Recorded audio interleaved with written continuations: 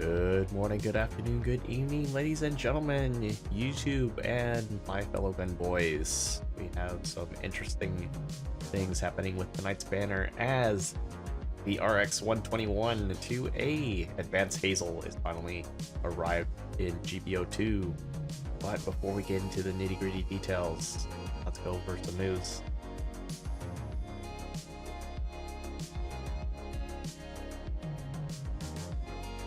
Alright folks, as part of a special celebration campaign for Bolsu Gundam Hathaway as far as a TV broadcast over in Japan, they're doing a special campaign starting today all the way to February 8th. Now what this gives us is a special opportunity to get, if you log in, the normal suit, both his helmet and normal suit. We also get the Jigen level 1 and Hiradoga level 1, as well as a special limited supply drop for the Gustav Karl. So if you don't own this suit yet, you have a prime opportunity to either get the level 1 or level 2 versions of the suit, which now has crossed it to 700, hence the level 2. So if you don't have this yet, as I stressed before, this is something that I would definitely consider. It is a very beefy, strong frontline suit that doesn't dodge, but is pretty strong nonetheless.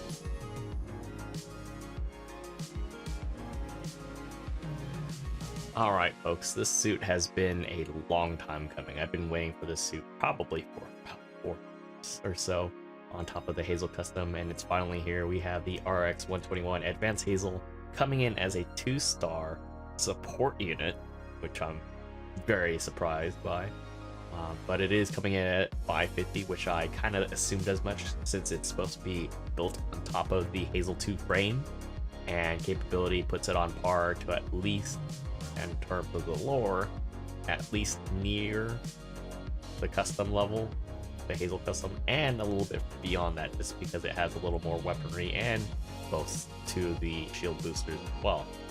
This is a Titans test team suit, which was reorganized into an active duty unit. And as you see here, they overhauled the Hazel 2 to the same specs as the Hazel Custom. So this is supposed to be at least the same power level, if not a little bit further beyond the Hazel Custom. That also gets a better OS, more restructuring materials, and you get that special sensor that is synonymous with the, I think, GM Sniper 3.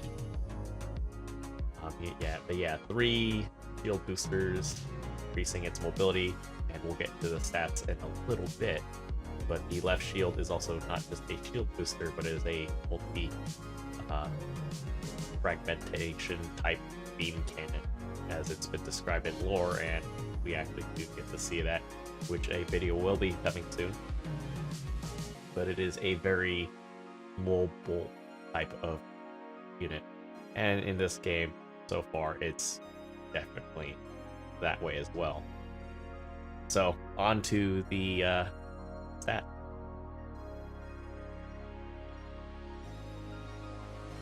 Alright, ladies and gentlemen, here is the tale of the tape for the Advanced Hazel. We have 16k HP coming in. It says 16.1, but mine is modified. 24s on both beam and ballistic, and 18 on melee resistance. It has a slight leaning in range firepower, although its melee strength is not that far behind. Movement speed at 110, both cruising in space and walk speed. And then you have your high speed movement at 170. Thruster gauge at 45 and turning at 60, which is pretty average for most supports.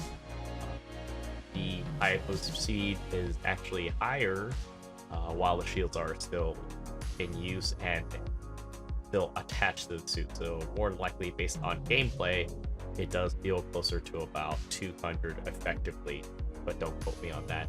Thruster gauge wise is balanced out in, I would say, relevance to the speed boost that the shield give off. Weapon-wise, we are looking at standard Hazel custom beam weaponry, so standard level 1 rifle, pretty much similar stats, no changes there. Same with the Saber, it is using the same stats as the Hazel custom. We do get the grenade launcher mechanic as taken from the high-speed version of the Hazel custom, the Raid, at 550 and 600 as well. So this thing has 600 power, 4 shots at 400 meters with a 13-second preload. But the real icing on the cake here is the enhanced shield booster with the beam cannon attached. This fires both in a shotgun succession type of manner, and it also does charge shots, which focuses in 3.5 seconds, effectively at 250 meters, which falls a little short behind the beam rifle, but they kind of overlap if you consider the target range that this is supposed to be sitting at.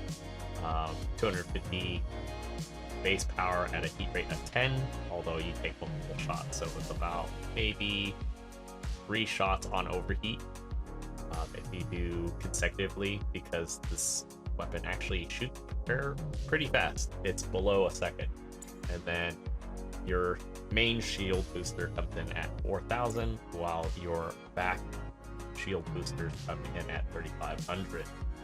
Jumping into the shopping list of skills, or half of a list of skills, we have your typical standard support-based stuff: high performance radar, observational data link.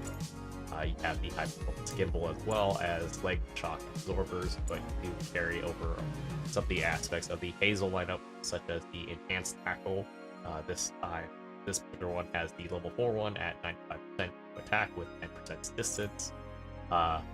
Big factor, this thing has balancers now, so you can actually help out your front line a bit if given the opportunity. Saying that you should overly do this, but if given the opportunity, you could close in, melee, get that quick knockdown, really good.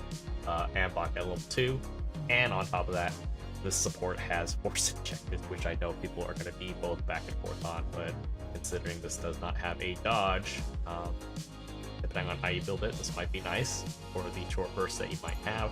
And then the also cumulative portion of the skills, aside from the balancer, is the shield booster control system, or custom, where it gives the Advanced Hazel its high speed movement at much more higher level than what is depicted in the West Brigade there. So that concludes tonight's banner recap, news, and everything in between. If you like this video, found it informative, I appreciate the like and subscription from you guys. Anything helps out the algorithm and the channel.